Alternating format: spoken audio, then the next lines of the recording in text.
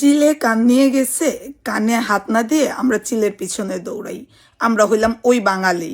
আরে আজব ব্যাপার, মিজানুর রহমান আজহারি হুজুর 6 বছর আগে না 5 বছর আগে কি এক কথা বলছে, কিছু ভিউ ব্যবসায়ী তার বর্তমান ভিডিওর সাথে ওই অডিওটা জুইরা দিয়ে তাদের ডলার ইনকামের জন্য অপপ্রচার চালাচ্ছে। আর আমাদের দেশের বড় বড় আলেমরাও তারা এত ওয়াচ করে বেড়ায়, মানুষকে ইসলাম প্রচার করে বেড়ায়, তারা এত জ্ঞানীগুণী মানুষ যাদের একটা নখের যোগ্যতাও আমার নাই, যদিও আমার কথা বলাটা উচিত না। তারপরেও ইদানিং সোশ্যাল মিডিয়াতে এত ভিডিও দেখতেছি, দেখে কথা না বলে আর পারলাম না, যে তারা এত জ্ঞানীগুণী মানুষ, ইসলামের ব্যাপারে তারা পুঙ্খানুপুঙ্খভাবে ধারণা রাখে, তারা কি এই জিনিসটা বুঝতেছে না যে মিজানুর রহমান আজহারি হুজুর 6 বছর 5 বছর আগে একটা কথা বলছে যে নবীজি ছাগল চড়াতেন, কাউ বয় কথাটা বলছে। কোনো কোনো হুজুর বলতেছে এটা পেকুয়া ওয়াজে বলছে, কোনো কোনো হুজুর বলতেছে যশোর মাহফিলে উনি বলছে। এইটা নিয়ে মিজানুর রহমান আজহারিকে কত ধোলাই করতেছে। এক হুজুর কালকে শুনলাম যে ভিডিওতে বলতেছে, আপনি কোন ইসলামিক স্কলার নিয়েছেন, আপনার স্কলার সব পোড়া আগুনে পুড়ে ফেলা উচিত, আপনাকে উত্তম মধ্যম দিয়ে দেশ থেকে বিতাড়িত করে দেওয়া উচিত, আপনি ইমিডিয়েটলি সম্মান থাকতে দেশ থেকে চলে যান, যেখান থেকে আসছেন সেখানে চলে যান, বাংলাদেশে থাকার অধিকার নাই। কেন ভাই?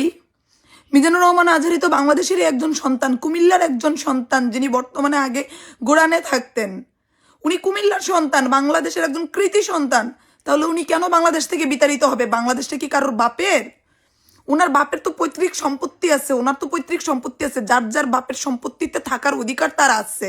কিছু হইলেই বাংলাদেশ থেকে চলে যান, পাকিস্তান চলে যান, মালয়েশিয়া চলে যান, ইন্ডিয়া চলে যান, ভারত চলে যান। কেন ভাই? বাংলাদেশটা কি কারোর বাপের যে চাইলেই বিদায় করে দিবে? আপনারা জ্ঞানীগুণী মানুষ, আপনারা এত বড় আলেম, আপনারা 6 বছর আগের আর বর্তমানের কথাটা কি আপনারা বোঝেন না? আপনারা নাকি ইসলাম প্রচার করেন, তাই কি আপনারা পেকুয়ার পুরা ওয়াজটা শোনেন নাই? আপনারা যশোরের পুরা ওয়াজটা শোনেন নাই? না শুই না ওই চিলে কান্নে গেছে, কানের পিছনে আপনারা কেন দৌড়াচ্ছেন? আগে ভাই, আগে হুজুর আপনারা আগে কানে হাত দিয়া দেখেন আপনাদের কানটার সাথে আছে কি না। পেকুয়ার মাহফিলে মিজানুর রহমান আজহারি হুজুর কি কি বলছে তার বক্তৃতায়, এবং যশোর মাহফিলে উনি কি কি বলছে, আগে পুরোটা সেটা শোনেন, শুই না তারপর মন্তব্য করেন। আরে জেনারেল ছেলে মেয়ে যারা আছে, যারা জেনারেল লাইনে পড়াশোনা করে বা একটু ভিউ ব্যবসায়ী, তারা অনেক কিছু বলতে পারে, বুঝে বলতে পারে, না বুঝে বলতে পারে। কিন্তু আপনারা তো একজন মাওলানা, একজন আলেম, আপনারা কি করে হুজুকে বাঙালিদের মতো চলতেছেন? আপনারা কি করে মাহফিলে মাহফিলে মিজানুর রহমান আজহারিকে খারাপ খারাপ কথা বলতেছেন, যে কাউবয় বলছে? আরে কাউবয় কথাটা কি এখন বলছে? সেটা তো আরো 5-6 বছর আগের কথা, সেটা তো উনি এখন বলতেছে না। নাকি আপনাদের ওয়াজ মাহফিলে 100 লোকও হয় না?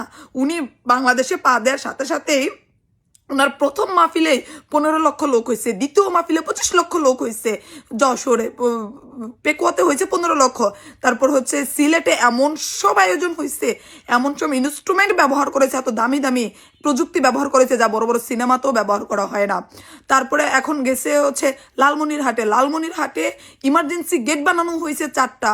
মানুষ আগের দিন রাত্রে, যেমন আজকে লালমনিরহাটে মিজানুর রহমান আজহারি হুজুরের ওয়াজ, বাট গতকালকে রাত থেকেই আমরা অনেক ভিডিও লাইভে দেখলাম, যেমন আমি নাইস ওয়াজের লাইভে দেখলাম যে প্রচুর লোকজন পেপার কিনে এনে, কম্বল কিনে এনে, চাদর কিনে এনে মানুষ মাঠের মধ্যে ঘুমাচ্ছে।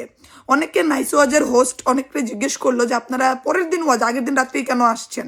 বলতেছে এটাই আমাদের শান্তি। তাহলে আপনারা হোটেলে কেন থাকলেন না? বলতেছে না, এখানে থাকাটা শান্তি। ভাইরা ভাই, মিজানুর রহমান আজহারির হুজুরের কি বলে এত জনপ্রিয়তা দেখে আপনাদের কি জ্বলে? আপনারা কেমন আলেম হইছেন? এখন একদল লোক আইসে আমার কমেন্ট বক্সে আমাকে উড়াধরা কথা বলবে যে আমি জামায়াত শিবিরের পক্ষে কথা বলি, নয়তো আমি আওয়ামী লীগের পক্ষে কথা বলি, নয়তো বিএনপি বিরোধী কথা বলি। ভাইরে ভাই, আমি কোনো দল বুঝি না, আমি কোনো দল বুঝি না। আমরা বর্তমান সোশ্যাল মিডিয়াতে যা দেখতেছি তা নিয়ে এতদিন কথা বলি না, বাট আজকে কথা না বলে থাকতে পারলাম না। আওয়ামী লীগ কিছু করলে বিএনপির চলে, বিএনপির কিছু করলে আওয়ামী লীগের চলে, তারা না করতে পারে। আপনারা আলেম হইয়া ইসলামের পথে চইলা আপনাদের কেন জ্বলে? আপনাদের কেন হুজুরকে নিয়ে এত কথা? আপনারা আলেম না? আমাদের মতো মানুষরা আমরা যদি বুঝে না বুঝে একটা খারাপ কথা বলে ফেলি, এইটা মানা যায় যে আমরা ইসলামিক ব্যাপারে এত জ্ঞান নাই, আমরা এত কথাটা হয়তো না বুঝা বলে ফেলছি। কিন্তু আপনারা এত বড় মাওলানা, আপনারা কি করে বলেন যে মিজানুর রহমান আজহারি হুজুরকে কোথায় থেকে স্কলার নিছে, তার স্কলার সব পুরাই ফেলা দরকার, তাকে পিটাইয়া দেশ থেকে বাহির করে দেওয়া দরকার। কেন, পুরা দেশটা কি আপনার বাপের? এটা কেমন ধরনের কথা? অমুকরে আপনারা বের করে দেন, তমুকরে বের করে দেন। মিজানুর রহমান আজহারি হুজুর যদি বাংলাদেশে থাকে তাহলে একটা কথা মনে রাখেন, 10টা ঘর থেকে 10টা আলেম না বের হইলো, 10টা ঘর থেকে 2টা আলেম হইলেও বের হবে। আপনি আজকে লালমনিরহাটের ওয়াজে গিয়ে দেখেন, ছোট ছোট বাচ্চা থেকে বৃদ্ধ কত মানুষ, লাখ লাখ মানুষ ওনার ওয়াজ শোনার জন্য আছে। হয়তো ছোট বাচ্চারা এত কিছু বোঝে না, কিন্তু 100টা কথা শুনলে মিজানুর রহমান আজহারী হুজুরের একটা কথা হইলো তারা বুঝবে, একটা কথা হইলো তাদের ব্রেনে ঢুকবে।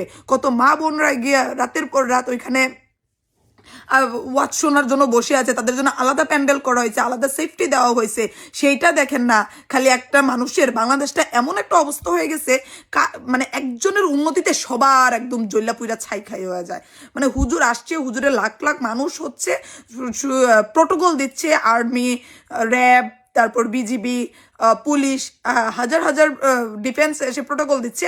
আর আপনাদেরকে তো অনেক হুজুরদেরকে দেখছি মালিক আর কি মাহফিল কমিটিরা থাবড়ায়া উঠায় দেয়, বইকা বকাবকি করে উঠায় দেয়, জোতা পিটা করে উঠায় দেয়। আপনাদের মতো হুজুররা ইসা ওনার মতো একজন আলেমরে নিয়ে কথা বলেন, আপনাদের ওই সাধ্য হয় কি করে? এখন কিছু লোক এসে আমাকে কমেন্টে উড়াদোড়া ঝাড়বে, আপনি ইসলামের ব্যাপারে কি বুঝেন, আপনি তো শুটিং করেন, অমুক করেন, তমুক করেন। ভাই, কিছু না বুঝলেও বর্তমানে চোখে যেটা দেখতেছি সেটা তো বুঝি। যদি পারেন একজন গুণী লোকরে কদর করেন, তার পিছনে লাগেন না।